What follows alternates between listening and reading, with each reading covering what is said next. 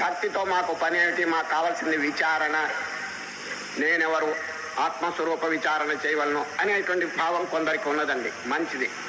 కానీ ఆ జ్ఞానం అనేటువంటిది ఏ విధంగా కలుగుతుందో వాళ్ళు ఆలోచించట్లేదండి. భక్త్యా జ్ఞానం ప్రజాయతే కర్మణా జాయతే భక్తి.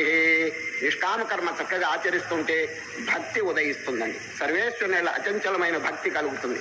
ఆ భక్తిని చక్కగా అభివృద్ధి చేస్తుంటే జ్ఞానం వారి యొక్క అనుగ్రహం చేత కలుగుతుందండి, by the grace of God. అది విభూతి యోగం 10వ అధ్యాయంలో ఈ విషయం స్పష్టంగా చెప్పినారు శ్రీకృష్ణ పరమాత్మ. జ్ఞాన దీపం నేను వెలిగిస్తాను హృదయంలో. ఎవరి హృదయంలో? అందరి హృదయాల్లో కాదు.